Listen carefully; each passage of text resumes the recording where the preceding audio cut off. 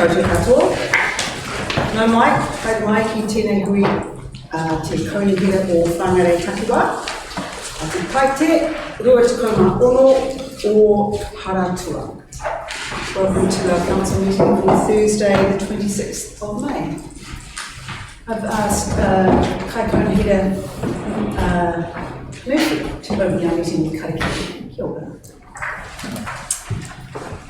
Whakataka te hau ki te uru, whakataka te hau ki te tonga. Kia mā kina ki uta, kia mā taratara ki tai. E hi aki ana te atukura, he tio, he huka, he hauhu, ti hei, maurura. Councillor Murphy. Councillors, just some housekeeping matters. We do have Councillor Cockerilla joining us today via Teams. So we have everybody in attendance. Just a reminder that our meeting is being live streamed. And just for the benefit of people who will be listening in to the meeting via online, if we can be clear in our speaking, appreciating that masks are still recommended, but given that it is a public meeting, it's probably easier for people to be hearing us, since they're not an absolute requirement. Councillors, you'll be aware that we have supplementary report item 6.5, which was not distributed within the legislative time frame, and it will require a resolution to consider at today's meeting. And I propose that we resolve to do that after item 6.4, because it will come at item 6.5. And also for item 4 today on our public forum, there are 3 additional speakers to the people who were mentioned in the public forum already. And I'll take them in the order that we received their application to speak. So a reminder, of course, that if there are any items on the agenda today for which you have an interest, if you could declare that at the beginning of each of those items. So without further ado, we will begin our public forum, and a very warm welcome first to Grant Conahan, who will be speaking with us today about the Northland Land Search and Rescue program that they're doing. Welcome, very warm welcome to you, Grant. Please come forward if you don't mind. And with the public forum, we give our speakers an opportunity to speak for up to 5 minutes, and then the councillors can ask questions for clarification, and but no decisions are made as a result of the public forum. Yes, understood. Great to see you. Your Worship, councillors, thank you for this opportunity to speak to you today.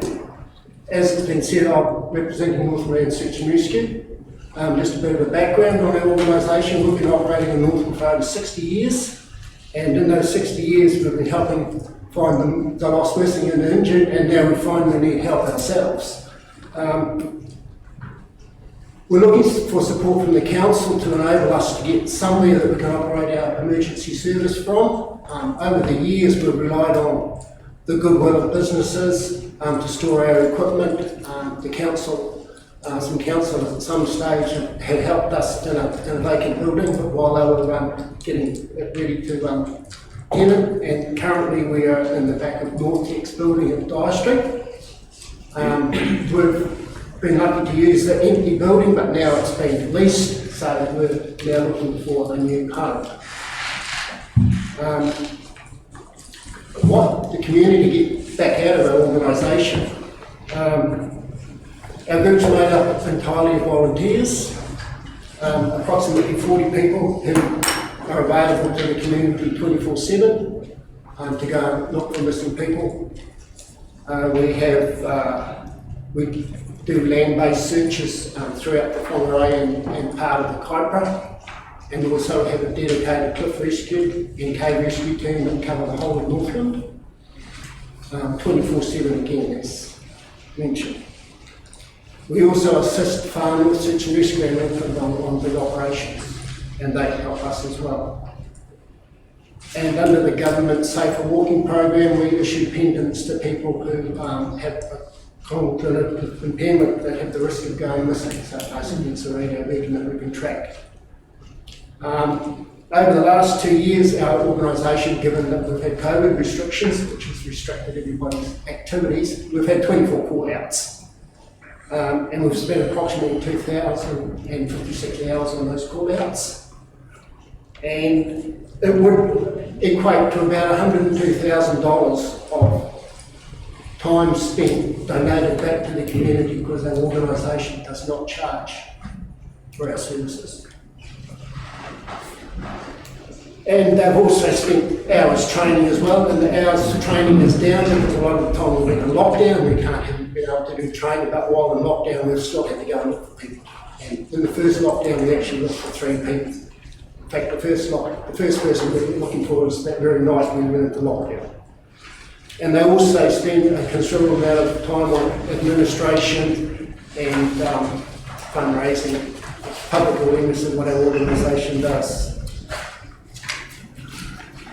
And without our services, there would be nobody else to do what we do. There'd be a lot of people who haven't been found, a lot of loved ones that wouldn't have had their family returned safely to their family, and also we've been able to recover bodies so that they can be returned to their families so they can get closure. So yeah, we look forward to Council's reply to our help, that we need help. That's all. Thank you. Thank you so much, Grant. Councillors, questions for Grant. Councillor Peters? Thank you very much for your work, really appreciated by everyone. So I've got 3 questions. What square meterage do you need? Is there a constraint on the location of the area that you want? And whether you need it free or can you, within your budget, afford any price?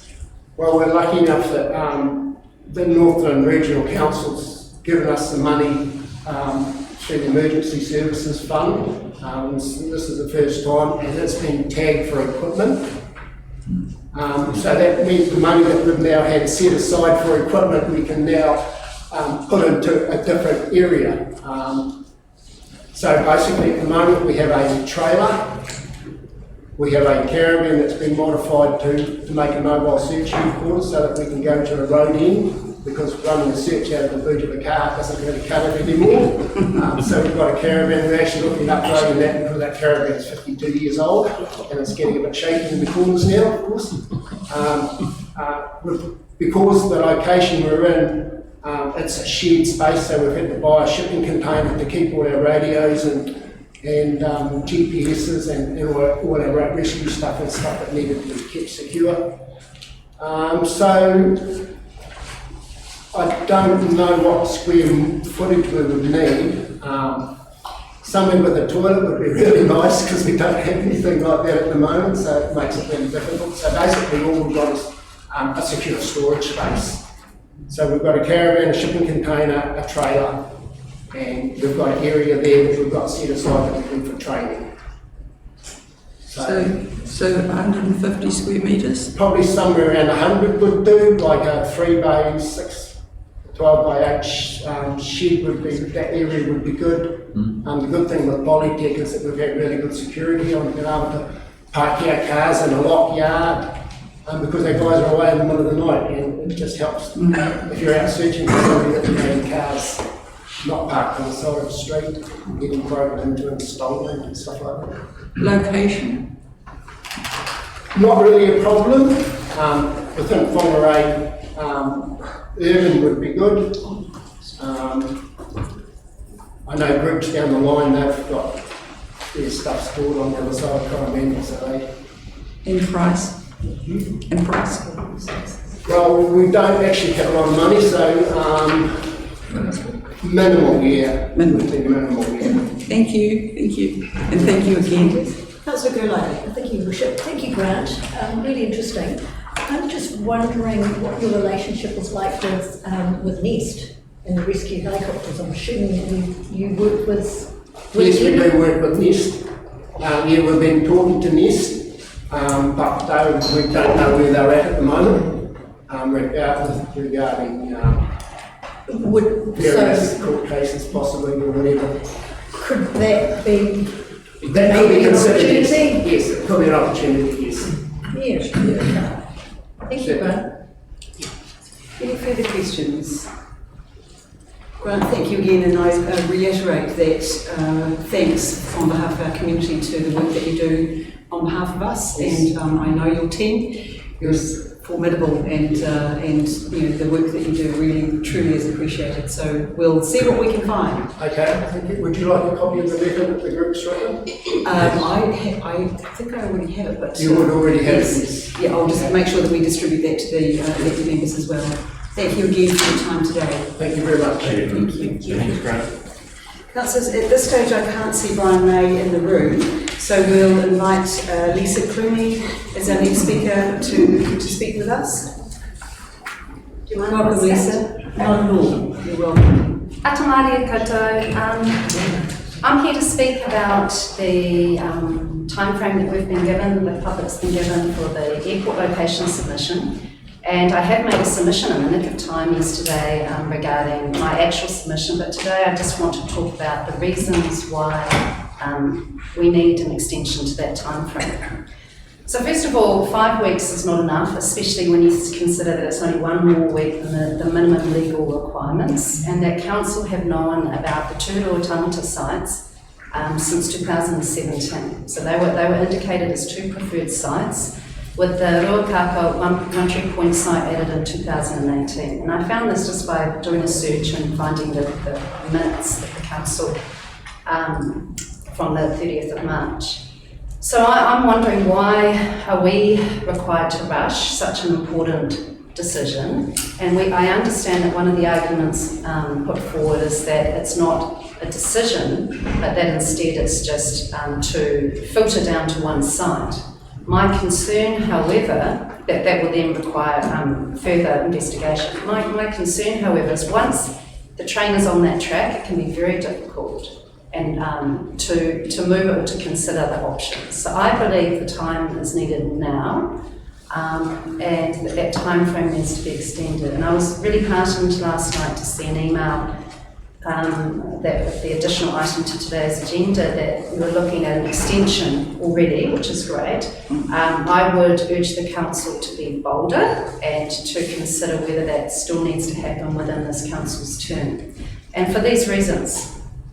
And I just want to preface with saying this is not about saying I don't want this in my backyard. I think this is about doing what's right, and it's allowing the people to have the time to actually look at the information and make a really considered decision. And I think it allows for meaningful dialogue with the community, and particularly mana whenua.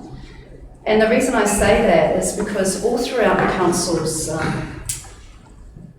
publications, and even walking here, we see symbols of mana whenua, in our designs, it's written about. However, I was really concerned to hear that the Mana Whenua Advisory Panel were bound by a confidentiality agreement, which, in my opinion, and I'm Pākehā, not Māori, I understand Māori culture, a big part of Māori culture is the discursive nature and the need to wānanga with whānau and waikapu. So if that has been taken away, then how can you say that you have actually meaningfully engaged with Mana Whenua? Okay, so that's the first thing I want to say. And like I said, I'm Pākehā, but that immediately is setting off alarm bells for me. I think that the reason I couldn't go to a public hui regarding this is I had COVID, and I think a lot of other people did.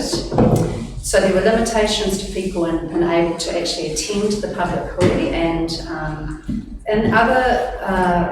another reason for extending the time frame is to allow us to have access to pertinent information. So I believe that information should have been made transparent and prior to this decision being made, rather than giving us the information once one site is decided upon. So for example, and this is not just me, but a lot of people I've heard in the community, I'd like to know what the wrong list was. Where are the 28 sites? What were considered the fatal flaws? Okay. I want to know what Air New Zealand is thinking, why Whangarei is not suitable, what their suggestions are for the future.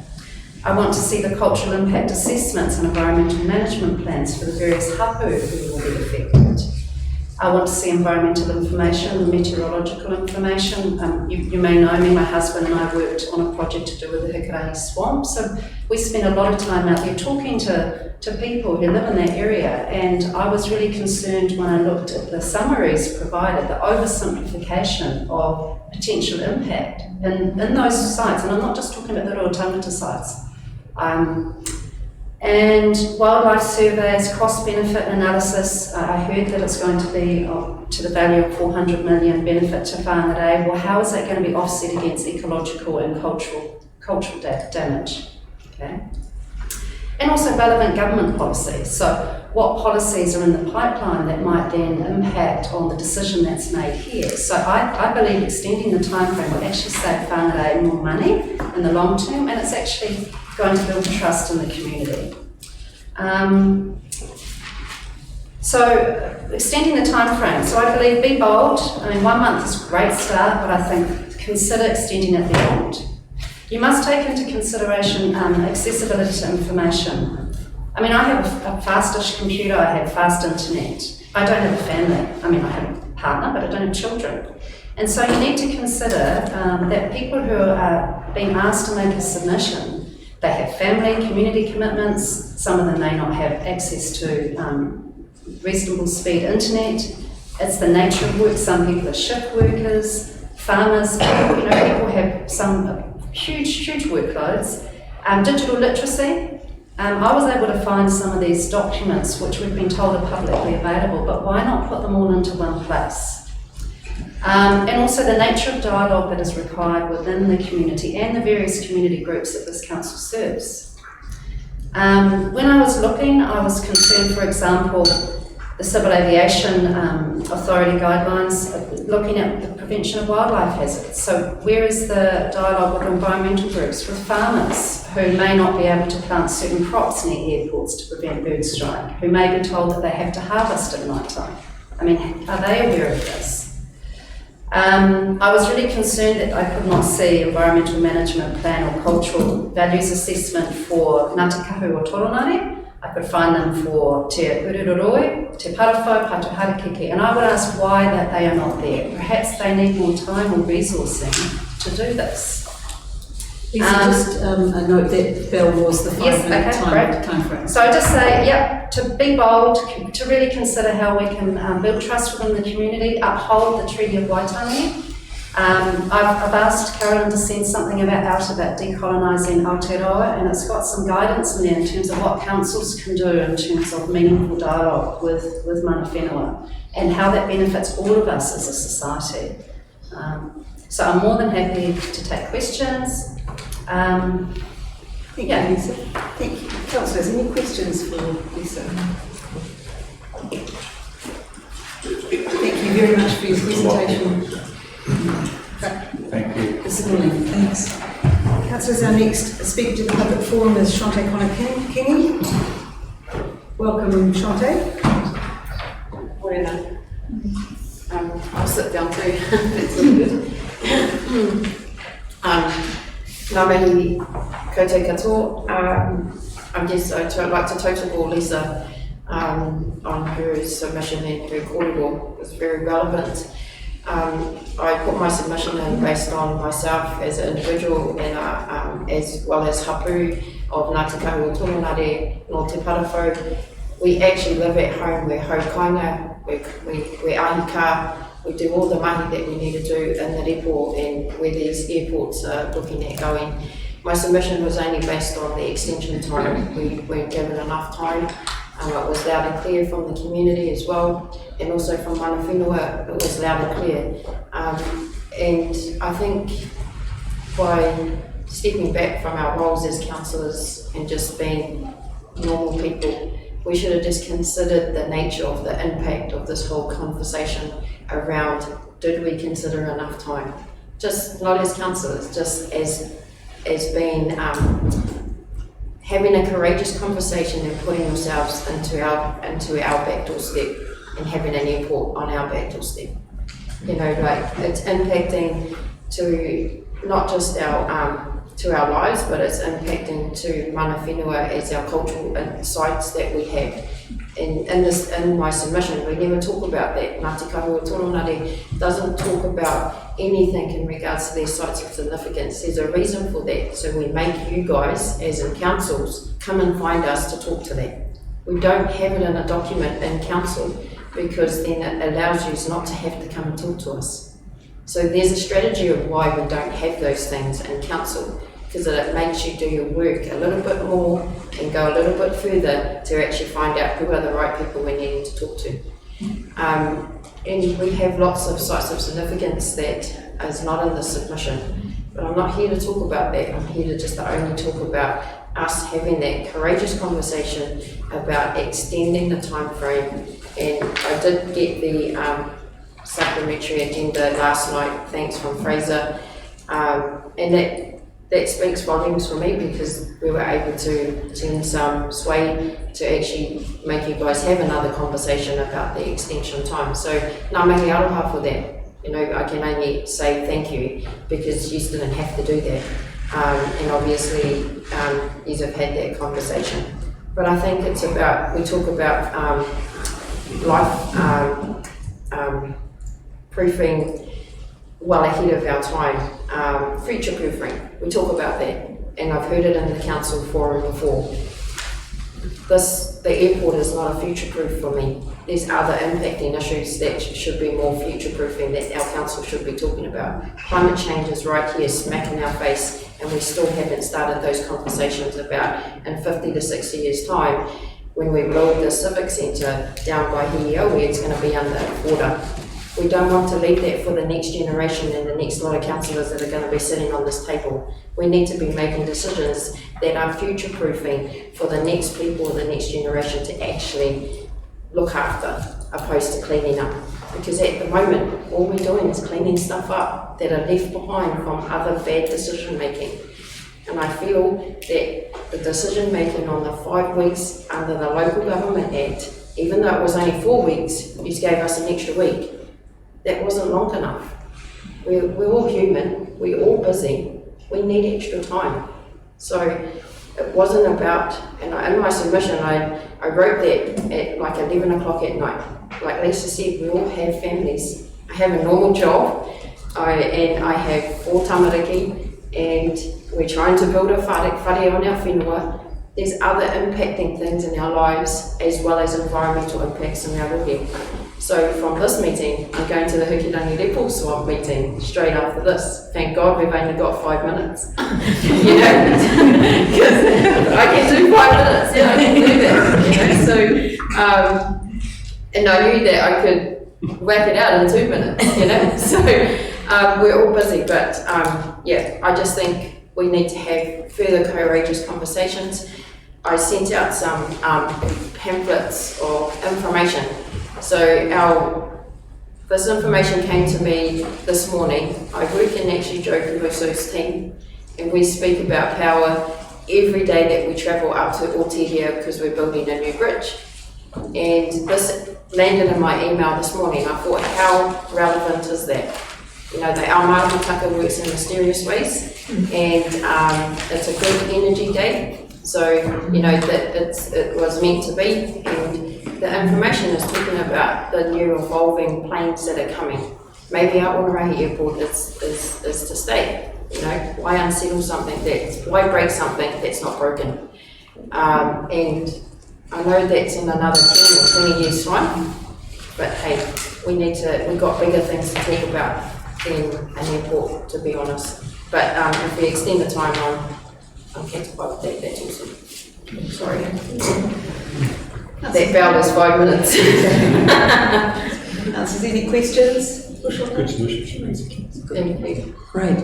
Thank you very much for making the time, and I'm pleased to hear it's a good energy day. Yes, it is a good energy day, but you've got to get everything sorted today, because then we're moving into low energy in the next couple of days. So try and get it sorted all today. That's not a plug either, that's real pono, that's true.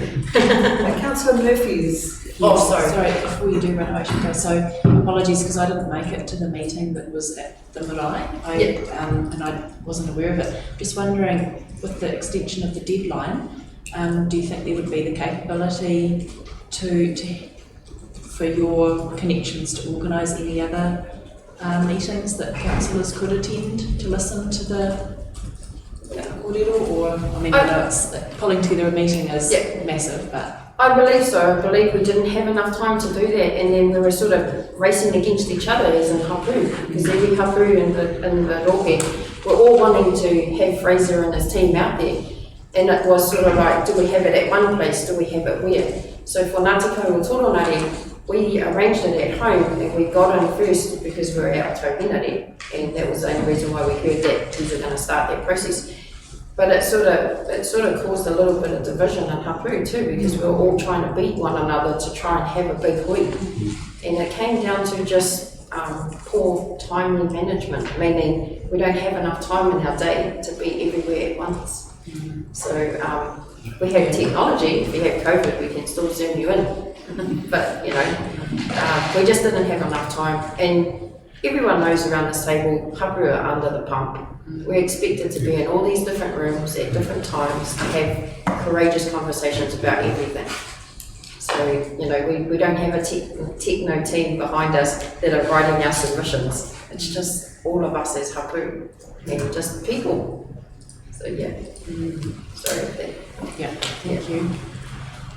Thank you, Worship. Thank you. I just sort of wanted to say that I think you're amazing, and I'd love to see you around this table for the next term of council. Don't worry, I'm feeling the heat. I'm feeling that heat, but yeah, man, there's so much on the ground that, you know, I feel these rooms sort of confine us. Like I'm still pulling tuna out of our waterways, you know, still doing that stuff. So I can't do that if I'm sitting at a table. True. You know what I mean? But like, there's a flip side to that challenge argument. So yeah.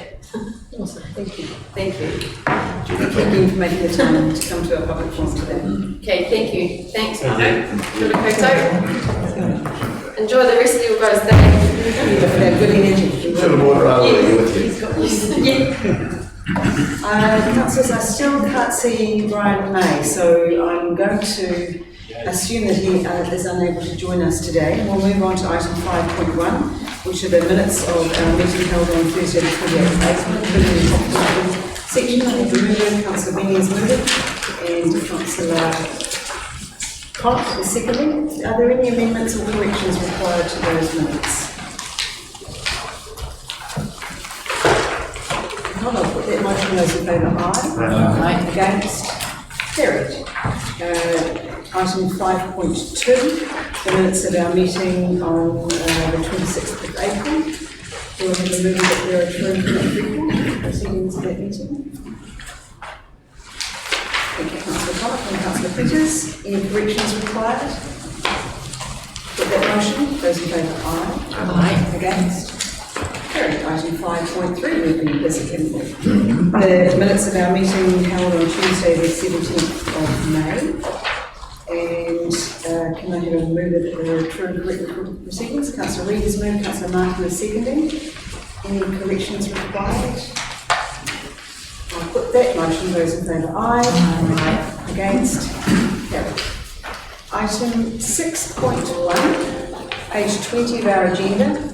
There are a number of recommendations here, and it's for the private plan change 150 Marston City. And Kelly, I see, is in the room. Are you able to come forward just in case we've got any technical queries, which I'll be surprised if we haven't. Welcome to you, and thanks, Dominic. Councillors, do I have a mover for the recommendations on page 20? Councillor Deeming is moving, Councillor Ennis is seconding. Councillor Deeming, would you like to read that out? Yep, certainly.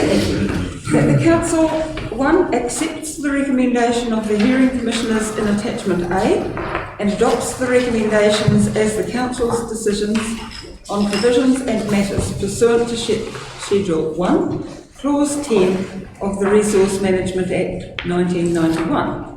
2, approves the amended chapters and maps for the private plan change area. 3, approves the public notification of Council's decision be given in terms of Clause 10 and 11 of Part 1 of Schedule 1 of the Resource Management Act 1991.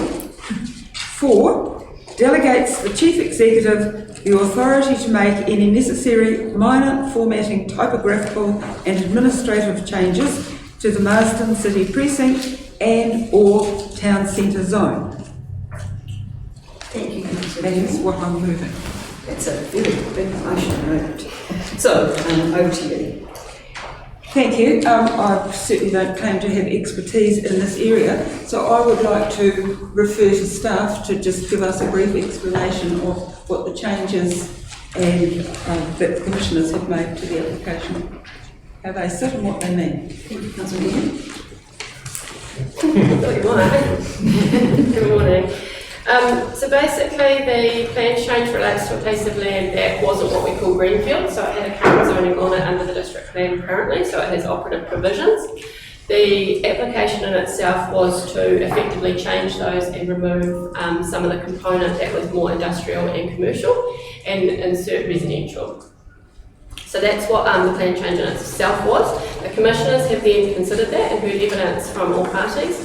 They have in large accepted the plan change to be approved, or recommended that it should be approved, and they have made some changes which they discuss, and I've summarised for you, being that theirs was throughout the body of their recommendation, but I put it into summary on page 21 and 22 at the 6th bullet point. So those were the key matters that the commissioners spoke about in their recommendation. One was the provision of open space, so there was a lot of discussion throughout the hearing in terms of what open space should be provided and the specificity of broad drafting for that provision of open space. They also looked at wastewater capacity. Again, that was an area that had a large amount of discussion for it. The key consideration there really came down to what capacity was there at present and what the existing, so the operative zoning as it is at the moment, allowed for, and the difference between what the capacity required for the proposed plan change would be. The other was noise in terms of reverse sensitivity from the railway designation that adjoins the boundary of the subject site and it's large, and also the fact that there's a state highway running alongside the other boundary. Odour was discussed, but not to a great extent. That was in regards to the commercial activities operating within the wider area, not so much within the subject site itself. They then looked extensively at the transport network, both internal of the site and external of the site. So when I say internal of the site, there's already roadways on the site. It's, I guess, somewhat opposite to what we ordinarily do. We ordinarily want larger, wider, bigger roads. In this instance, we actually wanted the roads to become smaller and more urban-like, because at the moment they're large and for commercial activity. So there was a lot of discussion around how that could be put into drafting of the plan chapters, plan rules. The external network was in regards to both the intersection at the corner of the site and then the further intersection with State Highway 1. Thank you, Kelly. Thank you. Might not have been that much of a summary, that's quite lengthy, sorry.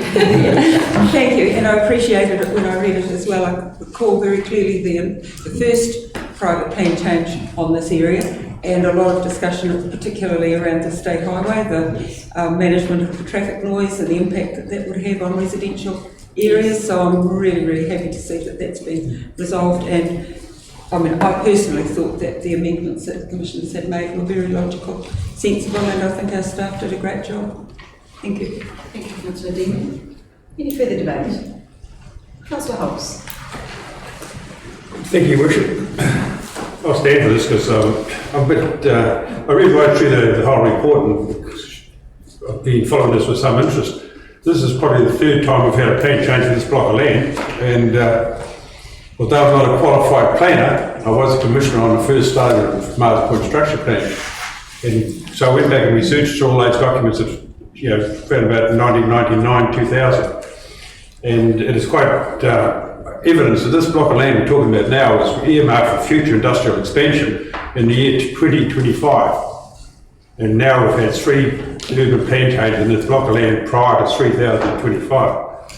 And so the alarm bells kind of go off, because every time something doesn't work, we get planners, an application come into our planning department and say, let's go for a plan change. And they're all been private plan changes. So alarming in the sense that we've got a Marsden Point's been envisaged as being probably a Malmö towering situation. It's always promoted as a satellite city of an extension of Whangarei City. And the way it's been developed over the last 10 years is certainly showing promise that it will do that. And the biggest thing we've got going for us, and as a region, we've got a port, and the port needs expansion areas. And we must allow that port to expand and keep that industrial capacity on on the side identified in the original structure plan. But coming back to the specific one, I'm actually quite alarmed that we could actually have a plan change coming here and still not have firm direction from our commissioners. It's quite noticeable here. We had 2 commissioners, and yet I went back and checked a few documents the other day. Puri Park, we had 3 commissioners for a little development in Puri Park, 3 commissioners. This is the biggest one we've had. This is got the biggest influence on anyone we had in Whangarei District. We only got 2 commissioners. You've got to ask why. There's concern about open space, and there's still inconsistencies. And there's comments in the document that say we cannot grant open space at this time because it mightn't be suitable for future development. Well, if we don't grab it now, how can we put cycleways, walkways through the development? Because there's none of that identified in this whole document. It's been left out. That we'll negotiate when they come back and tell us what they're going to do on the blocks of land. Too late. This council has been gifted by the government millions of dollars on cycleways, walkways, and yet we're going to a major plan change, and there's none of that's been included in this plan change. It should be. The other one is transport. When the first applicant for a plan change in this area came in, bought the land, and he put $1.5 million into an account to go for an intersection upgrade on State Highway 15 and Whangarei Point Road. Other developers put another $500,000, so there's $2 million sitting in the account that expired because Whangarei couldn't give an answer. Now, if you read through the document here, Whangarei actually is against this plan change. They're against it. We do not support this plan change. How can we get any roading improvements if we haven't got better liaison with Whangarei and actually work as a team here? There's no wonder Auckland Transport's a mess, roading and transport in Auckland, because no one addresses it. So, on one hand, a massive big subdivision going ahead, and we're going to have major players saying, we don't support it. And they're not contributing funds to those intersection upgrades at this time. No plan. I've gone right through to make comments about some of the statements made here. Open space is a major concern still. Whangarei is a totally, I cannot believe we can get this far down the track and not have a roading network set up. Because that is identified 25 years ago. Whangarei knew about this 25 years ago. They're ignoring us, and we can't let that continue to happen. State Highway 1, they're saying the State Highway 1 intersection in Whangarei Point, in Marsden Point Highway. It's suggested that upgrade be upgraded. We said that when they put it in. It's meant to be a 2-lane intersection. They said, oh, well, we'll upgrade that when sufficient pressure comes on us to upgrade it. Well, the pressure's there now. So they should be saying, well, after the last 10 years, we've actually thought about that with all the development, we've got a package here for the council to consider. So we're being played like a fiddle. We're not strong enough in what we're saying, and we need to be more determined in what we're saying. Because Marsden Point, anyone who's got any doubt, drive down there and have a look. Have a look at the development down there. Have a look at all those logging trucks, and those trucks will continue to come. Think about the port relocation. Think about the government putting in the budget future dry dock. More workers, more heavy industrial, more trucks, more everything. And yet we're getting ignored on the major infrastructure that makes it all happen. Time, Councillor Fox. Okay. I think I've said enough, but I think there's enough points there that I think our management and council need to get our head around it. And apply a bit of pressure with pressure's due. Councillor Holmes. Councillors, bringing back to the decision that we're making today, which is to whether or not to accept and approve the plan change, which has been through a process around, we accepted and publicly notified the proposed private plan change. It has been through a thorough process. I hear Councillor Holmes' concerns. He had the option, of course, to move an amendment. However, he chose not to do that. So we have the option today of either adopting the Commission's recommendations or reject the hearing panel's recommendation and subsequently hear that application.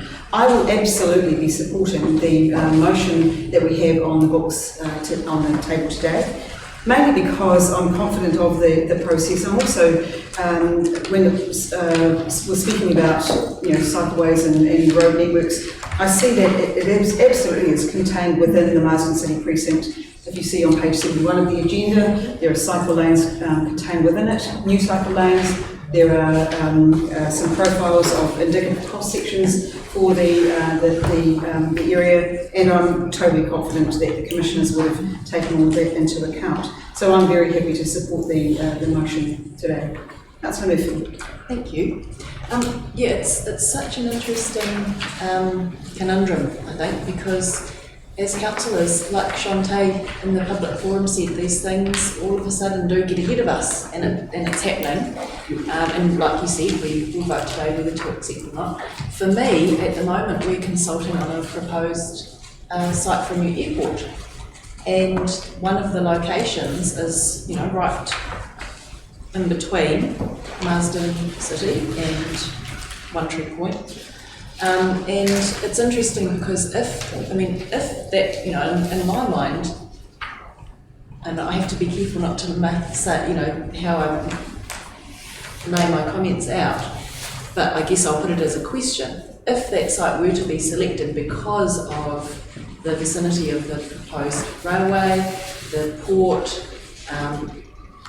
the highway, that land was originally designed as, industrial commercial land, which in my mind sits perfectly with an airport. And now we're having a private plan change to rezone it into more of a residential development. So, for me, it's probably all just way beyond me and my understanding, and we are where we are now. But my question would be, did the commissioners, did the question of the airport come into this conversation, and how does that process fit with this plan change? Thanks, Kelly.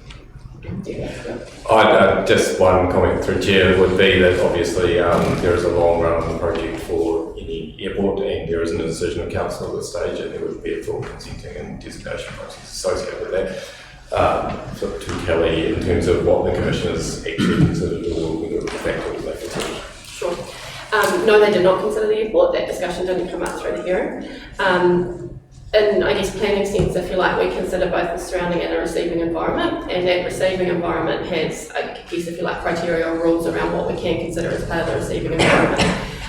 That's things like consents that have been granted but not yet implemented, but have a short chance of proceeding. So that would be part of what we consider as the surrounding and receiving environment. At that point in time of considering this application, the airport in its areas wasn't on the table, so that wasn't considered, no. It's really interesting. Thank you, Kelly. But the flip side of that is that this would be considered in the airport discussion, because that would be part of that surrounding environment. And so the dice keep rolling. Thank you. Councillor Cockerilla, then Councillor Ennis. Yes, thank you, Madam Chair.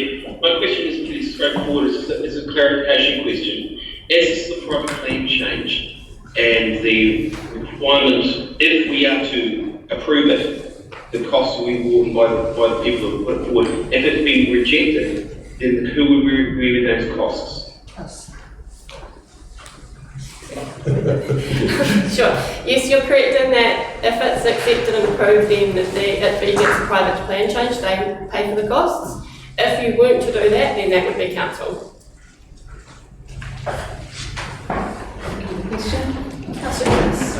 Thank you, Bishop. I support the recommendation that's here. I see that, and I'm picking up on your point, Councillor Holtz, in terms of growth, and part of the plan change really looks towards retrofitting, and part of that is really looking at a range of residential opportunity here, higher density, and I can see that when we look at the transport network, retrofitting in terms of the internal network is important to ensure that there is strong amenity value for that residential community. But I'm mindful of what was said by NZTA and in particular Tony Horton within the plan change here. And he commented that there needed to be a spatial plan. And part of that spatial plan really started to look at wastewater and looked at other infrastructure provisions. And they talked of just in time. So they were saying that because there's a bit of uncertainty in terms of that growth, they saw the real NZTA really saw the need to be able to respond as that growth happened, rather than invest prior to the growth. I found that quite an interesting discussion. So, and I think it makes sense in terms of looking at the cost of infrastructure and where that lies to the developer and also to council. But in terms of State Highway 1 and State Highway 15, I found that discussion very interesting in terms of stating that that goes back really to NZTA. It's not a consideration of council. And I think that's extremely important. But overall, there are some aspects that we could comment on and try and change. But the reality is there's only one choice. We either accept it or we don't, and we go back to square one. It's I think it just procrastinates again in terms of catering for the growth that we currently have, particularly out at Ruakaka and Marsden Point. Thank you, Worship. Thank you, Your Worship. We've heard and I understand that we have no option to tweak this. It's either a yes or a no. I guess the questions for me is because listening to Councillor Hoss with all those years of experience which are etched into his features, I wonder how can we stop this sort of thing happening again? Because do we learn from this, and do we sort of adapt the way we engage with commissioners on these sort of plans, or do we actually just say, oh well, we're passing something which has long-term implications. We know that some strategic decisions we've heard haven't been taken into account. They're happy to take in consents that have been granted, but as a district we have strategic outcomes that we desire, and we know what they are, but they're obviously, we know we can't consent them all. So how do we make sure that we are fitting in the bigger picture? So I feel yet again that our lack of capacity or ability to look at that bigger picture and just concentrate on too narrow a field will impact us in the future, and this council will have to deal with that. So I guess I'd like to flag that it would be great if we could develop a better way going forward. Dominic has a response. So, through Chair, probably two avenues of response for that one. I guess this is a site where there has been a lot of historic spatial planning. So there was a 2000 plan that Councillor Holst was involved in. There was a plan around 2009, 2010, which identified future growth in that area and provided for future growth in that area, and also tied into our 3050 document.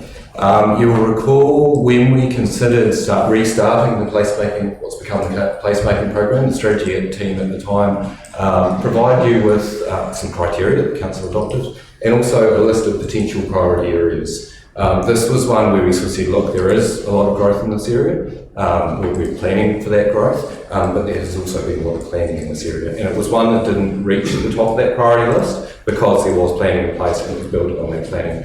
The other avenue I'd just comment on was the role of councillors as commissioners and the role of commissioners more generally. It is an incredibly difficult role. It's a role that you do have to go through the training for, and some councillors have historically.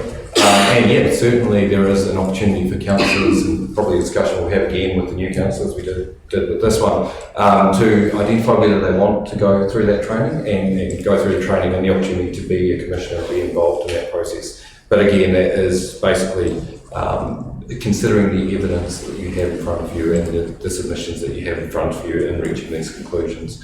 Just comment slightly more generally around some of the recommendations and the considerations of these commissioners, and I won't comment on the detail of that because I wasn't involved technically, but they do go through a number of these issues and identify the need for rules within the plan change so that the matters that have been raised in this discussion can be considered through the consenting regime. So just to give you an assurance that that is within the recommendations and some of the changes that have come forward from the commissioners. So, did you want to add anything? Were you asking me? No, I was just checking if the staff. Have you completed your Could I reply? debate on the issue? I don't want to be awkward. I just want to make sure I've understood because Dom is very diplomatic. What I think he just said in his very diplomatic way was actually all this information was put out there in the beginning, and before you accepted the private plan, that was your time to bring your thing in. Is that what you basically said? I more said that there has been planning on this site. Some of the issues raised have been considered and because they're put in place by the commissioners.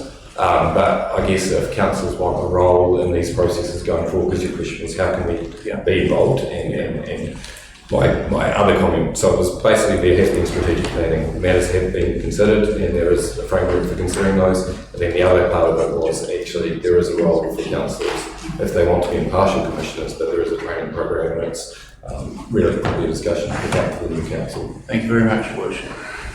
Any further debate? Councillor Peters. Oh, just a question. Is it possible to defer this decision until after some of the other wider issues are considered, such as the airport? It's not possible. No.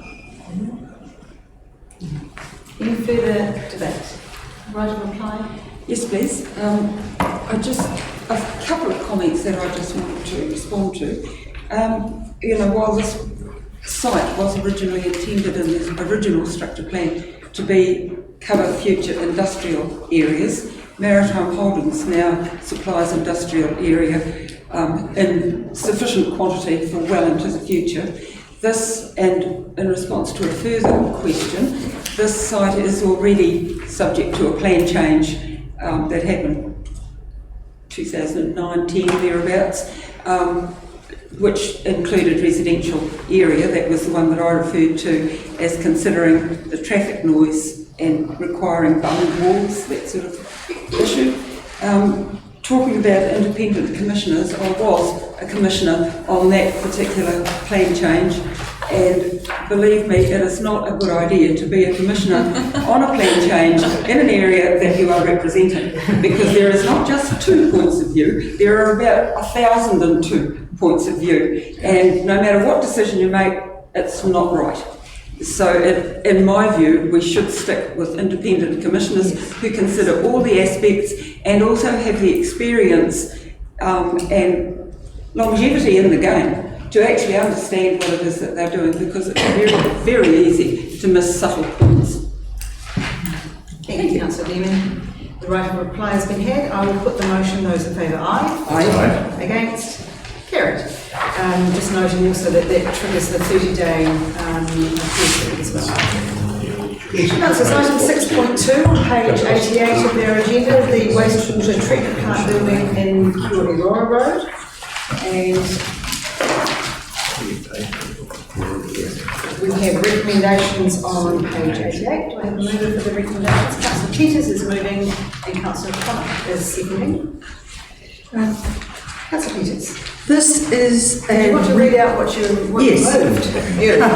That the council agrees to the design and construction of a new administration block at the Whangarei Road Wastewater Treatment Plant, approves bringing forward $3,366,000 uninflated from years 8, 9 and 10 of the 2021-31 long-term plan, funded from the Waste and Drainage Wastewater Treatment Plant Building Seismic Upgrade Program, to to design and build a new administration blocks at the Kioridoa Road wastewater treatment plant during the year 2023 to year 2, 2023 and year 3, 2024 of the current long-term plan. This is really important work to undertake. I note that the seismic performance is at 20% and that the staff have had to find alternative accommodation, or are going to have to, and that there is asbestos in the current building to the stage of health issues, and that upgrading it would be almost as expensive as replacing it. And so really important work that should be brought forward, because the care of our people, and of course, you know, it's in the Three Water area, so the money is there to do it. So, thank you. Thank you, Councillor Peters. Further debate? All of a sudden, Councillor Benny. Just a question. So the money that we are looking for to bring forward from this, can I ask why we have $43 million in a water reserve. In particular, we have $16,349,000 in a wastewater reserve. Why aren't we using that money?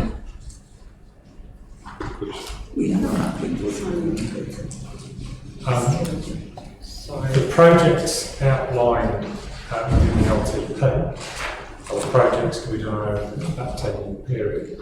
And that funding that you've referred to, that is for other projects. This actual project is included within the LTP, like years 8, 9 and 10. So basically we're bringing that forward. As we've outlined within the financial implications, 4.1, we don't recommend that we include that funding into the annual plan that we're doing, but in fact what we do is we look at the revised budget, and as you can imagine, we're going to have significant carry forwards this year, and we'll have significant carry forwards next year. So adding another $3.3 million into those figures just adds to the problem. So I'll explain a number of issues attached to this, including the question that you've raised. So just following up, I'm not sure that I quite understand, which is my issue, I believe. But I just the 3.3, it says in the financial implications, is expected the new building will cost more than the amount of funding already included in the LTP. So we will bring that forward from year 8, 9, and presumably projects will be taken out. That will replace projects taken out. That is the project. That's what? That was the project. So the project is included in the LTP in 8, 9 and 10. That's been brought forward. Yes, but the projects for year 2 and 3 will be, so they will be added to the projects for that.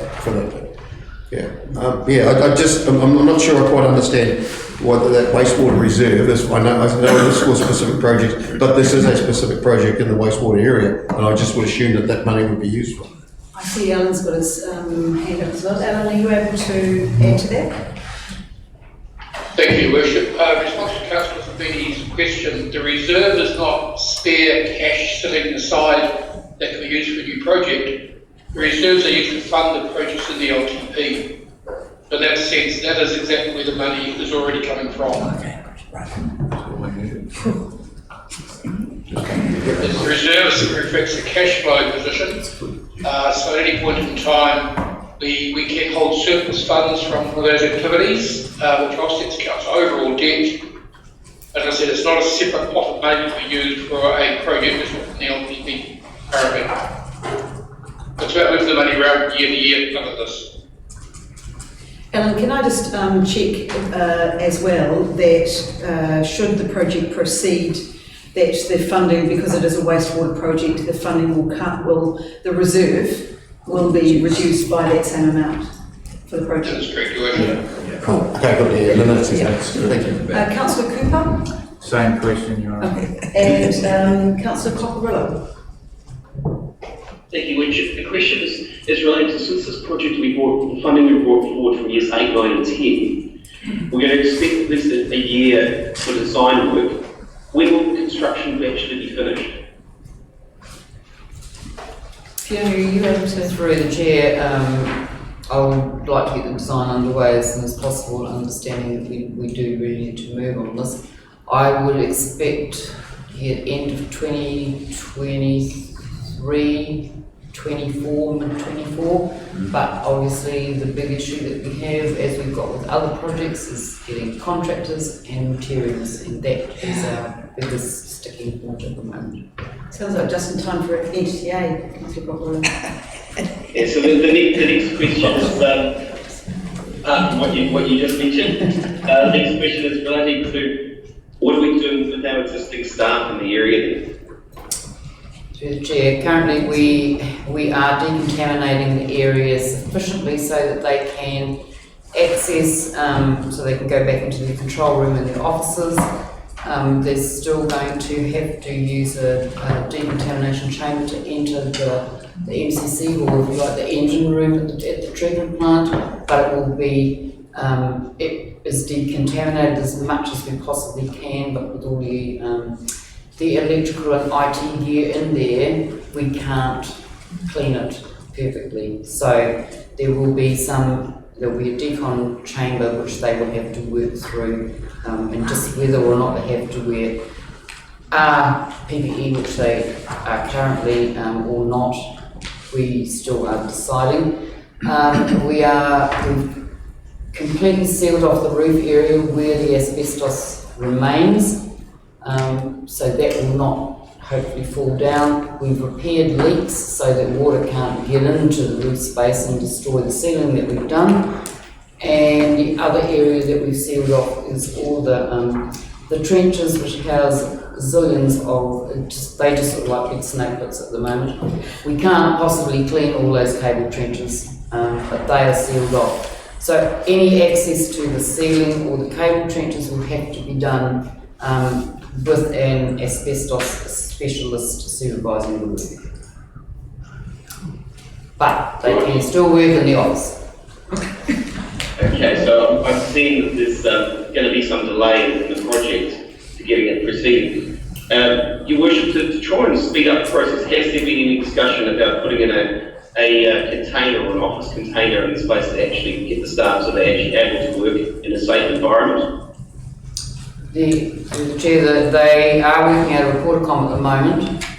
All their workshop stuff is in a marquee, which is insufficient, but the workshop is being decontaminated, and we hope to actually move them back into the workshop at the end of this week, or it might be the end of next week, because the workshop is the area that they care about the most. But I mean, they will be reasonably safe to move back into their workspace, if you like. They just can't access some of the areas easily. Your Worship, with this project being fairly urgent, especially from the health and safety point of view, is there any procurement done on the contractors to actually get them involved now? Are you talking about the new build project? That I think we need this decision today to be able to commence that process. Yeah, I understand that, what I'm asking though is if this project was as an urgent project and with health and safety involved, has there actually been any discussion, any thoughts about discussion with getting contractors and consultants involved early to get the project done faster for the time? Yeah. Through the chair, I have actually had some discussions with consultants who are just waiting for a decision about whether or not they need to make a start. And I have had some pre-discussion with obviously the wastewater treatment plant technicians and Simon Charles, because obviously it's their space, they need to be consulted through the process. Just to add to that, we have discussed fast track procurement for this. This is the first step in getting that going, is getting the budget for that. Okay, well, I'll just finish by saying, which I actually totally agree with the motion, and I'd like to see it done as quickly as possible, especially dealing with health and safety and making sure our staff are safe. Thank you, Councillor Copperella. I've got Councillor Murphy. And you're in your right of I've got a question. I support the motion, definitely, but like Gavin, so I just want Ellen to explain to me again, so in their financial implications, so if we're starting the work, I understand that we can't include it within the consultation of our annual plan, but if the work is starting, you know, so it says instead incorporated into the revised budget. How can we incorporate it into a budget if we're not incorporating it into our 22-23 annual plan? Could you just explain that again, Ellen? Through the chair, the program's already in the LTP, so it's been through a consultation process already. What we're doing in terms of timing of that project, if it's required consultation, we can just adjust the project schedule and then the annual plan as we adopt it. But so what revised budget are we including the costings in, if not the 22-23 budget? Yes, yeah, to answer that, and Delise can come in if needed. Every year, once the annual plan is adopted, we just look at what the actual carry forwards were at year end as opposed to what we were forecasting. There's always a difference there. In fact, one promotion included within that schedule. That happens in August every year.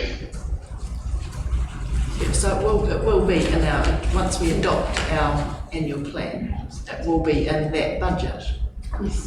Yes. Is that right? Delise, did you want to? Sorry, Ellen. This will give us necessary approvals to proceed. Well, that's the main thing.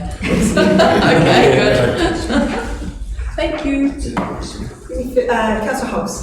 A couple of questions. First is, we've got this agenda item today, and we only completed our long-term plan. We're only year 2 of a 10-year plan. Why was not this highlighted during your long-term plan process? And why has it been suddenly rushed in this year? It's a pretty simple question, because we ranked all our expenditure into years and placed them in a 10-year plan. There's on page 92, we had an engineer's report in 2016. So 8 years ago, 6 years ago, we had a report done on seismic strength, and we didn't act on that when we put it in the long-term plan. It wasn't highlighted at that stage, otherwise we probably would have put it earlier in the year. So as councillors, we sat around here, considered all the projects we had in front of us, and we put it in the long-term plan in the years 8, 9 and 10. Okay, so if we keep going and doing this type of thing, what credibility are we going to have with the public when all the community projects aren't being considered the same, in the same stance? We don't have a community come and say, well, let's bring forward something out in the community.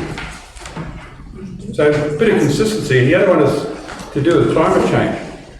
There's no mention here where we're going to build this building. Are we going to put it right next door? And of all our major infrastructure, that's one part we can't afford to have dysfunction. Now, climate change, everyone's saying they're talking about Marsden Village, which is 7.5 to 8 metres above sea level. We say, gee, we shouldn't be building on that. And here we are with a place about 1 metre above sea level, and we're happy to put a building on it. Like, where's the consistency here? Where is the consistency? We own all that land behind the Councillor water Hobbs, we've treatment. got a staff member who's able to give us the correct information in response to your query. The climate change element was considered as we pulled together the consent for the reconsenting for the wastewater treatment plant. So there was a full report undertaken as to the impacts of climate change on that current site, both fluvial flooding and sea level rise, and we've seen that there was no impact from the mapping that we had on that. And the siting of the building was identified as part of the master planning. So there's a process within the consent to undertake submitted master planning, and the location of that will be considered when we're looking at the Thank you, Worship, but it didn't add much to the conversation here because we actually have in front of the council, we have talked about relocation of the whole wastewater treatment plant before. Yeah, we've discussed that. And so why would we put this much money into a building when we already had a discussion, is that wastewater treatment plant in the right place? You could also ask why we would be going through a consenting process for that site, for the wastewater treatment plant on that site. That's, I think that is really... hang on, you Worship. I'm allowed to debate issues. I've got Councillor... Excuse me, the first one was a question. You had three questions of Councillor Whangarei. The first one was a question. So I'll down debate. So when you get into this situation, look, I'm not against what we're trying to do here. We've got a problem with the building that we should replace it, but I'm trying to get a bit of consistency around here. But when we go into our deliberations for our annual plan, we're going to have all these things thrown up. We haven't got money, we haven't got this. And here we are bringing forward $3 million. That's what I'm trying to do. We've got a proposal here from Fall North. Are we going to say, that's out because we just brought forward $3 million? So it's got big implications, this is bringing money forward. All our community misses out again. And is it urgent? If it is that urgent, staff would have made a really good urgent case to make sure that year 2 of the long-term plan. They didn't do that. We put it in year 8, 9 and 10. Councillor Holmes, when we set our long-term plan in 2021, we did not know there was asbestos in that building. We looked at the seismic strengthening and that we put it in later in the plan. It's been reported a number of times to this council and we made a decision to ensure that the asbestos was removed. We absolutely made that decision. Now we are faced with whether or not we are bringing a project that's in the long-term plan forward. That's the issue that we're facing today. Simon, did you want to add something?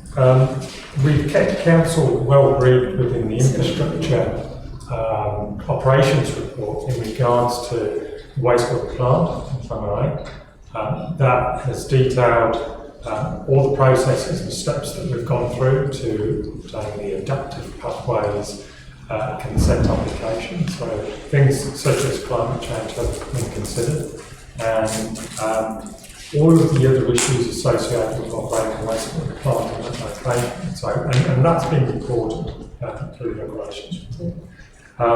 If you read through the agenda, you can see that this project started off by dealing with the seismic issues associated with that plant.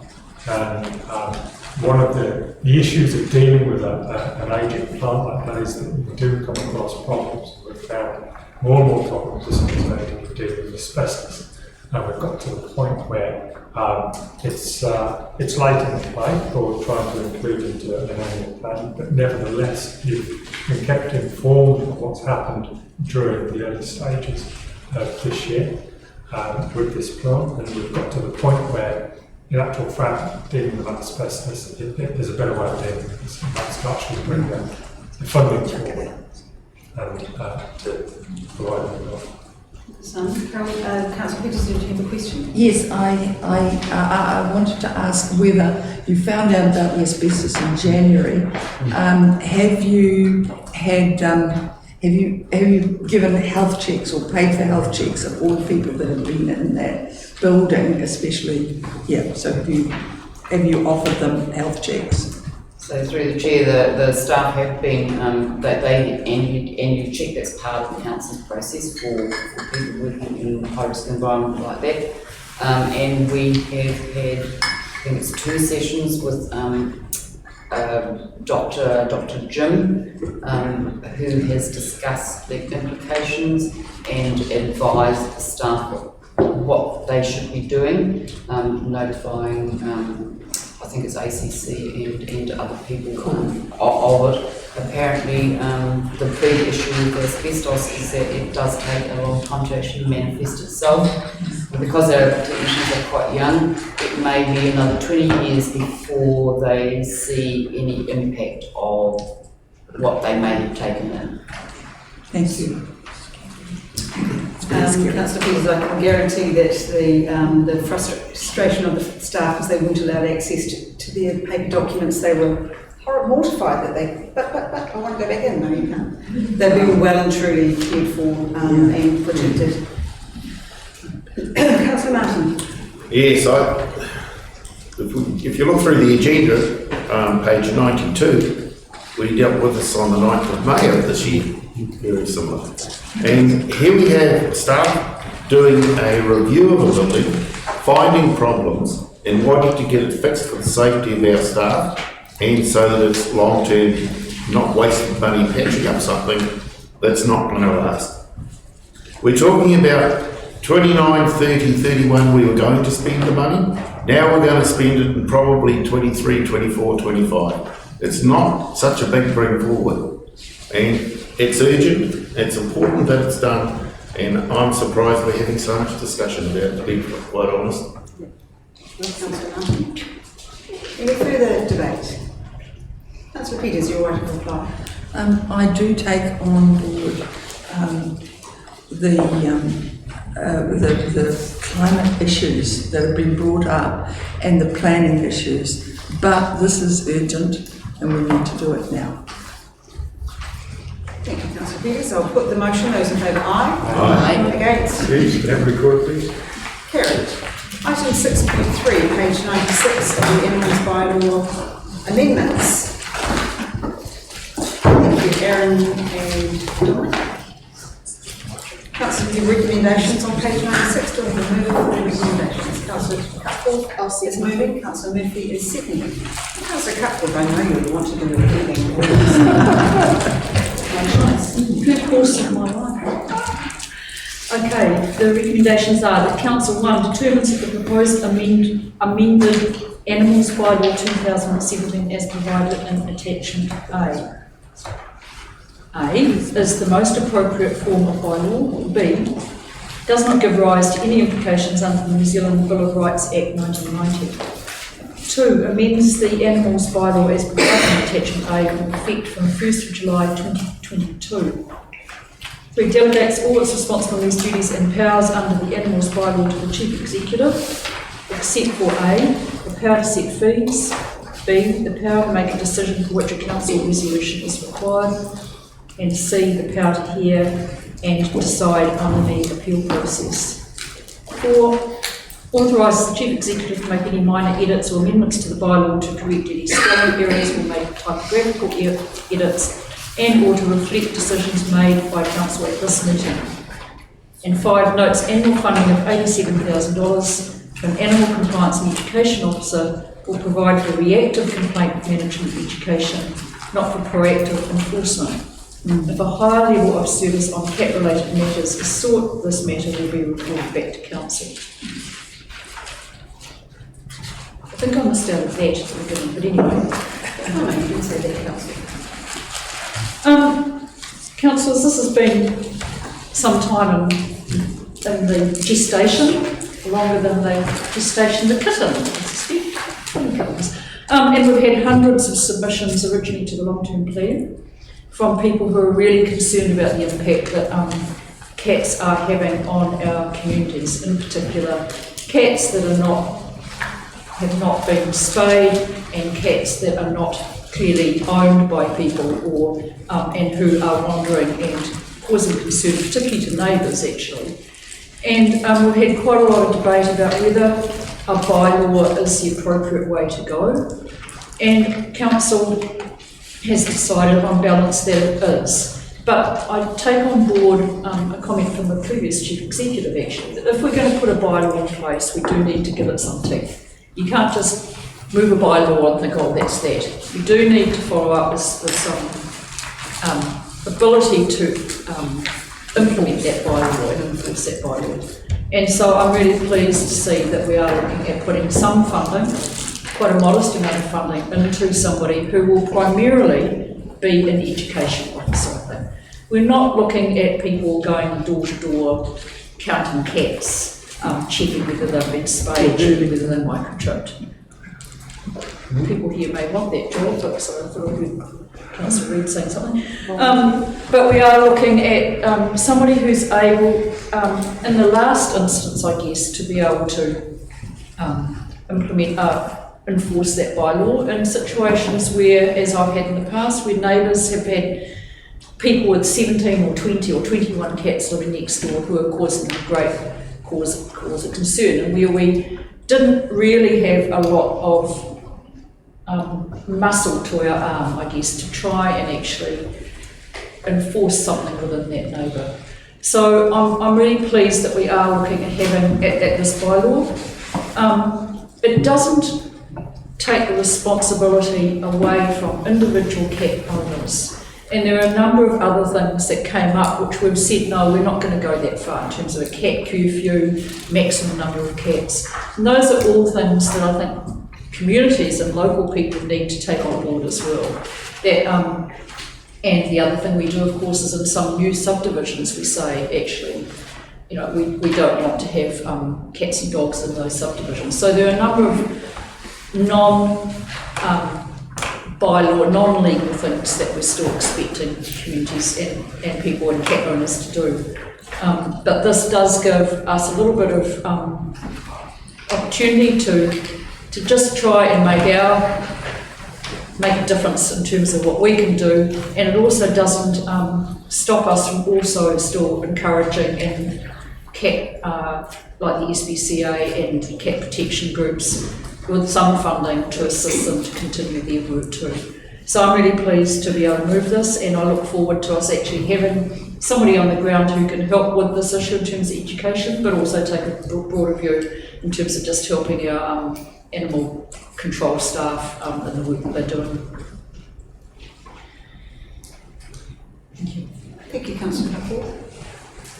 Councillor Murphy. Yeah, I just wanted to speak really to the high quality of submissions that we had through the process, because I think for me that I really paid attention to the professionals who came in and made a submission, whether they were vets or the NRC. I think they, you know, the quality of submissions was really high. And yeah, I think it's really good that we have acknowledged that cats are an animal that need to be addressed in our bylaw. I remember in 2017 when we did the bylaw that year, and as a new councillor I raised cats, and everyone jumped down my throat. The only person who actually thought about whether cats might be an issue was Stu Bell, who's no longer here anymore. And so we've come so far in that time. And I just also want to say thank you to Judy Plain, who spent, I don't know how many thousands of hours actually liaising with, you know, the different stakeholder groups within the community to really find out what their views were and how the issue of cats affected them. So yeah, I think like Councillor Cutforth said, this is just a little piece of the jigsaw puzzle, and of course the main piece will be the community and their awareness, and it's a scenario that as people learn and understand about the benefits of snip and chip, I think it's really, really positive. I actually just I see daily actually, because if you follow all the social media pages, like just yesterday there was a vet, I can't remember which vet it was, it might have been Mill Road, and they had a beautiful little kitty, and they were saying, you know, that this cat had been hurt, she'd been brought in, and of course they couldn't identify who her family was because she had no microchip. And so the whole point of the snip and chip is that not only will the welfare of the animals they'll be better cared for, but they will also, if they are an owned cat, they will be able to be, you know, returned to their loving family. And so yeah, at the end of the day, I think the community will benefit, the cats will benefit, and we will all benefit. Thank you. I'll keep it short and sweet. What previous two councillors have said, and I'll just raise a small thing, which isn't actually within the recommendation, fortunately, but the purpose which is on number 1, is to amend the animals bylaw 2107. So something 90 years in the future. So hopefully when it gets written up, it's all dory and made sure it's not 2202. That's why we allow our chief executive to amend. Councillor Cockerill and Councillor Innes. Please. Yeah, thank you, Richard. The question I have is in relation to point 5, which talks about 87K for the annual compliance and education officer. Is this going to be someone who's employed by council, or is it a contractor to council? So this, through Chair, would be for basically through our regulatory contract, an additional staff member alongside our other regulatory functions. Contract. So just additional contractor staff member, sorry. So just for clarification, we're not taking this out to tender, is that correct? So we will go through an appropriate process for our contract, which we've certainly been updating councils with along the way. And the idea would be to vary that contract to include this provision, which is what we work through with councillors in the deliberations. Sorry, so I'm just making sure I understand this correctly. It's Dominic, are you saying that through the chief, Dominic, are you saying that we're not taking this out to tender, this is actually going to go to our existing contractor, is that correct? Yes. So an organisation like the SPCA has no opportunity to actually apply for this funding? No, so this funding, just to be really clear, is funding for the provision of an officer to support the regulatory functions of the bylaw and education around those regulatory functions. It is not to undertake snip and chip programs or something that would be done by an external organisation. And through Jeff, just to clarify, there is already grant funding that council provides to an external provider for that. So 15K for the first 3 years of the LTP. Your Worship, it's no surprise that I won't actually be in favour of this motion at all. There are parts of it which I do agree with, there are parts which I don't. The concern I have at this present moment is with putting Whangarei, which is a contractor to council, without actually going out the tender process, without actually allowing an opportunity for an organisation which actually specialises in dealing with cats and dealing with the situation with cats, and we're not actually allowing that to happen. So at this present moment, I cannot support this motion. Thank you, Councillor Cockerill. Councillor Innes. Thank you, Worship. I'm in support of the motion that we have in front of us. It's been a balancing act between compliance and education, and I feel that we now have someone who will be accountable for that. But the wider aspect I feel is important, and when we look at the program of predator-free Whangarei, for example, I see that there's a wider picture here that this fits into as well. So it's really with pleasure that we're able to support this motion. It's one that has received a lot of submission and be good to get this person in place and have a good look. They can report back to council on the effectiveness of that role, so I think it's something that council will be able to monitor the future of us going forward. Thank you. Councillor Innes. Councillor Peters.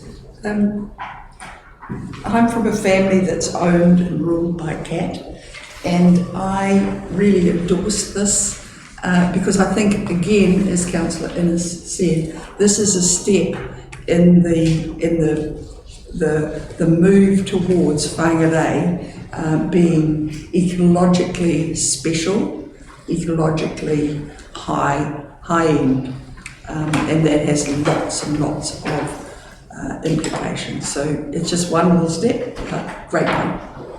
Councillor Peters. Councillor Benny.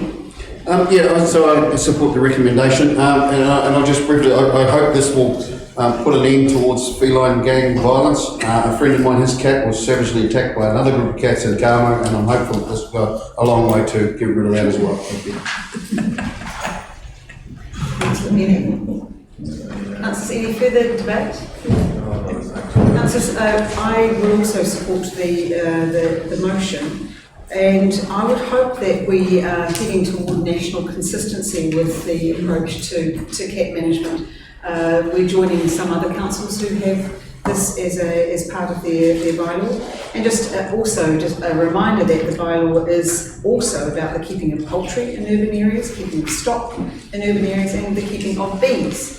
And I love the fact that we had to include bee excrement management within the animals bylaw, because that is a problem for some people. So this is an amendment, and it has come very strongly from the community and supported by many submissions, as has been pointed out in the long-term plan, and also to the animals bylaw amendment process. So let's make sure that, and I also recall the submission from the Vet Association talking about the fact that if this is included in the bylaw, it gives them the opportunity to recommend to cat owners that they are chipped and de-sexed. So it'll help.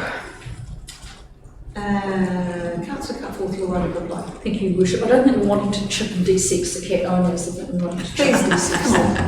Well, can't hear from me. Just a couple of comments, really. I do agree that I think the vets are going to be very, very pleased with this, and we had a very strong submissions from vets and vet reps, and also from the National SPCA, who made offered to come up and made a really good submission. We are, as Your Worship said, not leading in this, we're following some other councils, and certainly I think we'd all agree it would be great to have some national legislation, but given that the government has not moved on that and doesn't see it as a priority, I think the fact that councils are starting to take some responsibility themselves is really good. The main purpose for this, I think, is the education and awareness, and I'm hoping that we can do quite a bit around that just through our own media. That's like just a free way of getting the word out. I recall in 2017, the main discussion was around bees, and it's really interesting how much there is in the bylaw about bees, and yet when you have to put the cat bit in, it's like this much. So I was really surprised that the huge discussion was around the bees last time, so I think we've more got the balance right this time. And just to answer Councillor Benny's concerns about his friend's cat, of course now we have true accountability. So in terms of the supply chain, we can go right back to the source and go, that was the cat, that microchip cat, that was the one, and that owner can take full responsibility for the beating up of other cats. And finally, I do want to, as Councillor Murphy did, acknowledge the work that Judy Plain has done. She's done huge hours, and she's just facilitated some conversations, I think, with people. She certainly hasn't been pushy. She's just got the word out and encouraged people to make their comments heard, and I'm really pleased that this council is hearing. Thank you. Players in hand, I'll put that motion. Those in favour, aye. Aye. Against? Carried. Against. Councillor Cochran. Item 6.4, the Community Representation Airport Noise Management Committee. The recommendations are on page 108. I'd share an interest as appointed chair of the noise manager. I don't think it's appropriate. Take part in this position. Councillor Hoss is declaring their interest. And Councillor Cochran would like to move the recommendation. And Councillor Connick is seconding. Councillor Cochran would like to read your motion. Not a problem. The council amends in terms of reference to provide for 4 community representations on the Airport Noise Management Committee, and 2 appoints Warwick Taylor, Gary Staples, Jim Fenner, and Mark Dree, Abraham Quinn as community representations on the Airport Noise Management Committee. Your worship, councillors, and all thing here is the original motion that went out was actually with 3 community representations. Since we've had 4 people put up their name, I think it's actually awesome that we turn around and said, let's have 4 people on that. So I think that's really good. I do know that we have said that if there was more interest, we'd probably have to make a deciding point, but at the present moment we've got 4 people on the table, and I think that'd be great to have as part of the motion. Thank you, Councillor Copperillo. Any further discussion? As has been highlighted, we have got 4 members of the community who expressed interest, and they all have good skill sets to bring to the committee. So it is appropriate, I think, to amend the terms of reference, and that was the staff recommendation. So any further comment? Councillor Murphy? Yeah, one of my neighbours is a helicopter pilot for Nest, and he just passed on to me his thanks and appreciation actually of Tony and the work that Tony's doing. So I just wanted to pass that on. Really, really fantastic that we've got such professional council staff who are able to liaise with different organisations in the community. So thank you very much, Tony. There you go. That's all downhill from here. You keep going up. Any further debate? Right of reply, Councillor Cockburn? Thank you, Worship. I'm actually not sure whether there's need to have a right reply because everyone's in agreement and understands what the motion's all about. I'll put the motion. Those in favour, aye. Aye. Against? Carried. Tony? Now, councillors, as indicated earlier, we do have a supplementary item 6.5, and I'm going to need a motion which will really move it for this following motion. Subsequent to the agenda being circulated, item 6.5, airport location study options consultation submission deadline extension was distributed, but not within the timeframe specified in the appointment. The report was not included in the agenda for the reason that the requests for additional background information were received after the agenda closure. Council are asked to decide on this matter at today's meeting to give certainty on the process without undue delay. And that's being moved by Councillor. Can Council consider item 6.5 today's meeting? Thanks, Carolyn. Thanks for the preamble. Yes, because moving, then Council consider item 6.5 at today's meeting. Oh, with that. And Councillor Hulse is seconding that. It's good preamble. I'll put that motion. Those in favour, aye. Aye. Against? Carried. So that brings us to item 6.5, the airport location study options consultation submission deadline extension, and the recommendations on page 1 of the supplementary agenda. Do I have a mover for those recommendations? Councillor Murphy is leading, Councillor Cockerillo is seconding. Councillor Murphy, would you like to read your motion? Yes. That the Council 1 notes that a number of requests for additional background information have been received from submitters on the airport location study options consultation. 2, resolves to reopen the consultation period for the airport location study options consultation and extend the period for consultation until 1st of July 2022. And 3, resolves to publish additional relevant information to further inform public submissions on the airport location study options consultation. Thank you, Councillor Murphy. I think it's wonderful that we have been able to respond to concerns that have come from within our community. I think as a council, because this is, it's a huge topic which we have been looking at for a number of years. And it's easy to forget that when this comes out to the community, that for so many, this is the very first that they are, to hear or learn of the proposal.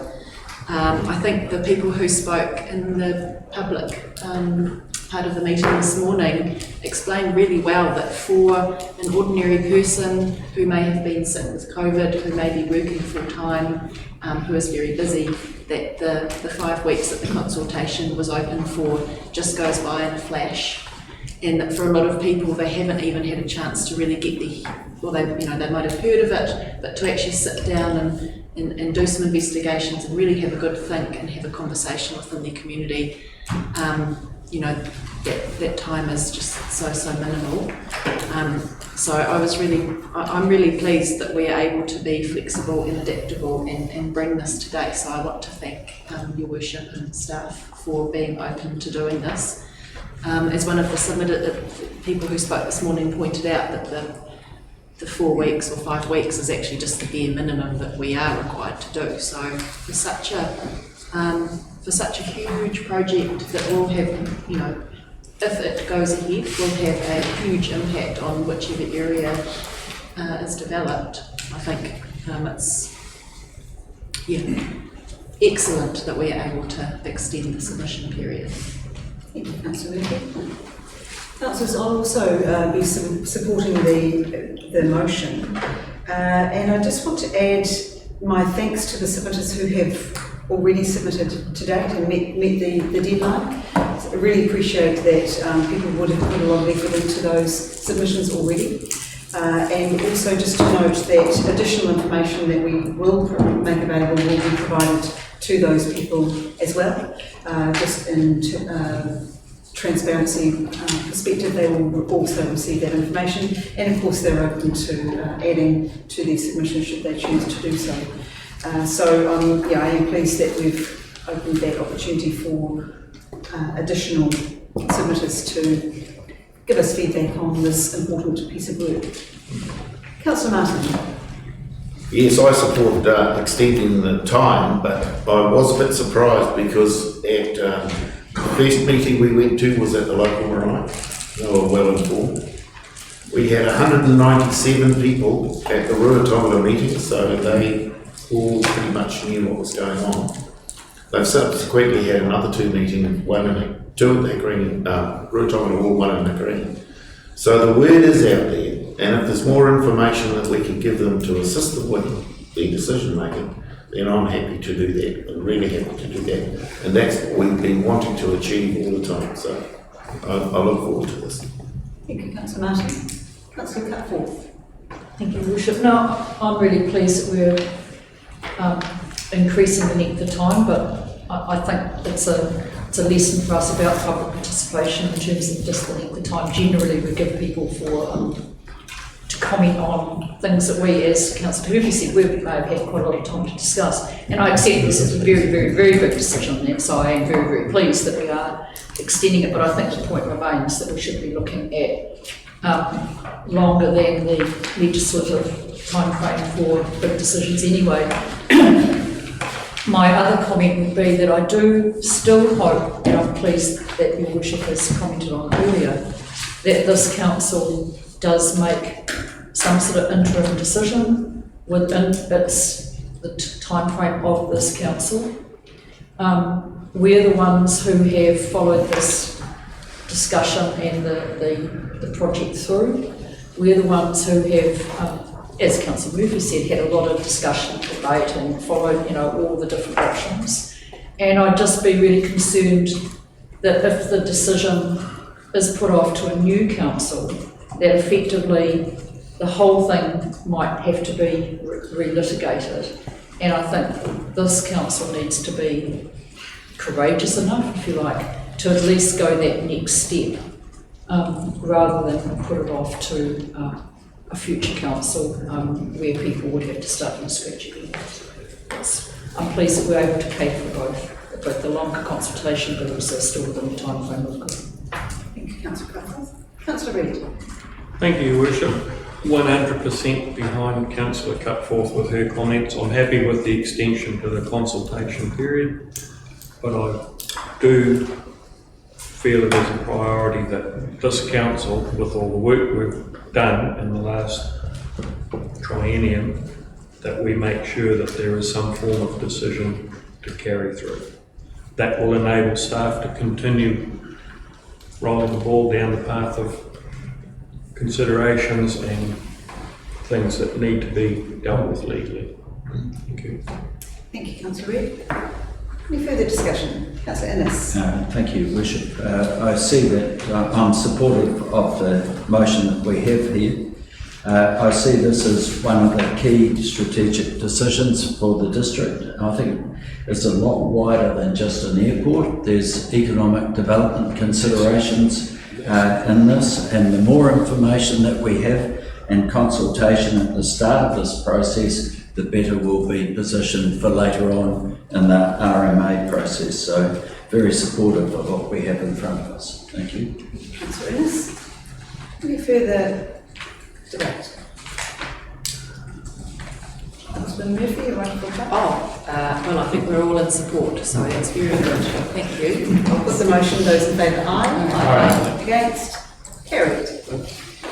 Councillors, it brings us to item 7.1, the financial report for the 10 months ending the 30th of April 2022. The recommendation is that the council notes the operating results for those 10 months. Do I have a move for that recommendation? Councillor Martin is moving. Councillor Reid is seconding. Councillor Martin. Well, it's pretty simple. This just gives us a rundown on where everything is financially, and I thought we were going to have a staff member here who would go through it with us. We do have Alan online and Elise in the room. So if there are any questions or additional... Certainly the brains trust. Alan or Delise, did you want to add anything?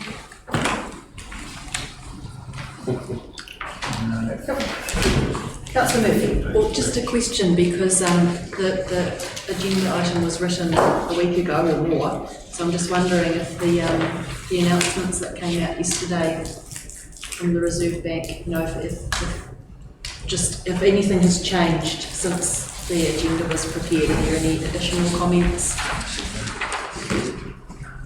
Alan, are you able to respond to that? Yeah, thank you, Worship. The market had already priced in those ACL movements. It doesn't well ahead of the actual announcement, so that's already taken into account for that needs to be done. Okay, thanks, Alan. Any further debate? I'll put that motion. Those in favour, aye. Against? Carried. Item 7.2, the capital projects report for the 10 months ending the 30th. The recommendation is that we note that report. I'm going to move for that motion. Councillor Reid has moved. Councillor Connaught is seconded. Councillor Reid. Pretty self-explanatory, I think, Your Worship. I don't think I need to go fully apart. Councillor Reid. Further discussion? Councillor House. Just be consistent and make a comment on this. Because of the massive amount of carry forward we've got signalled, could be up to $42 million carry forward. Quite alarming in the transport area that we have this alliance that's being portrayed to be producing such good results. There's that's about $25 million worth of money unspent on projects. And roading is our number one priority in this council. It has been every survey we've done. And so that goes back to that comment I made about that plan change with what Qatar is actually against plan change. When are we going to turn them around and just say, well, if money's allocated, we want to spend it. It's our number one priority for our residents. And everyone uses roads. Like every resident uses roads. Every emergency vehicle uses roads. And yet there's all that money unspent in our budget. It's in our budget. We budgeted to do the work. It's set in the budget, and we're not spending it. And so we've either got to find a new way of doing things, or we're just going to find more contractors to do the work. We can't go back to our residents month after month and say, oh, the situation's getting worse. We've got to come up with some answers and be really proactive on our answers. Councillor House, we're blessed today to have both Kelvin and Jeff in the room, so Kelvin. Through the chair, the value of just over 18.6 million carry forwards for transport has been a relatively consistent indicated value since the November meeting where we reconfirmed the budgets. That delay was due to the delay in what Qatar announcing their funding and the subsequent impacts. Noting also, as I mentioned last month, 4.5 million of that amount is actually related to MB funded projects which actually transition to financial years and were never actually planned to be in this financial year. There is a plan in place with Greg and the team that we are confident based on supply chain and further COVID disruptions that the full 3-year NLTP program will be delivered in this project space. So it's consistent with what we've been reporting since that meeting. You wish to comment on it? I know that's why it's consistent. I'm not getting at you or at your staff. I'm saying we did a problem with it, getting approval. You see, intersection upgrade, we've spent 76,000 out of a budget of $14 million. Intersection upgrade. So surely we must be able to negotiate better terms with what we're paying or in the funders to make sure this works out. Otherwise, don't put them in there. Our job is to question management on accounts. That's our job. And so, when you've got over $20 million in these accounts today, 24.5 million unspent to budget, I think we've got a problem. And that's all I'm saying. And this is a debating case. We're debating the issue. And I want some answers. I don't want to get another report from you or our CEO to say, this is the situation we're in. Because that's not solving the problem. Thank you. Councillor Holmes, Councillor Murphy. Thank you. I might have missed it in our strategy meeting, but just our animal, in the audits, they call it the dog pound, but our animal building. I'm just wondering, where are we at with that? How's that project moving along? Through Chair, we just finalising the tender process, finalising the prices, and we will be coming back to you as soon as we've got something solid that we can have a discussion around. So, yeah, looking positive, and we'll be back to you in the next month or so with probably a briefing first, or sorry, workshop first, and then a decision-making paper if that's required. Good, that's good. Okay, great. Look forward to Yes, that. thank you, Councillor Dorman.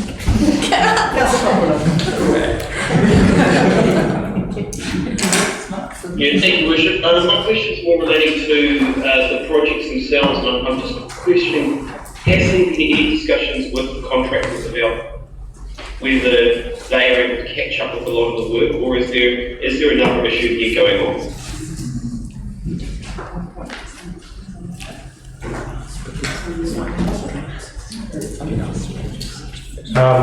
That's a blend of trying to get work out, so it's not just the contractors, it's consultants, it's the amount of resources we have internally, and in some cases the contractors as well. There was a contractors meeting a couple of weeks ago in progress, and matters that we're dealing with in the economy have been discussed at that meeting. Oh, so it was discussed in one of the contractor meetings, was it? I believe so. I wasn't there unfortunately. Was there any outcome come from that? Was the contractors prepared to work, do more work? I'd have to come back to you on that.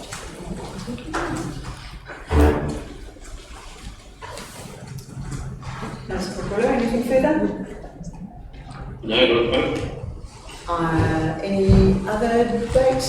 I'll put that motion. Those in favour, aye. Aye. Against? Carried. Councillors, that does bring us to the end of the local portion of our agenda. And we do have some items in the front excluded, so I'll need a move for the recommendation that the public excluded. Councillor Cooper is moving, Councillor Peters is seconding. Those in favour, aye. Against? Carried. It's perilously close to 11 o'clock, which is when we were scheduled to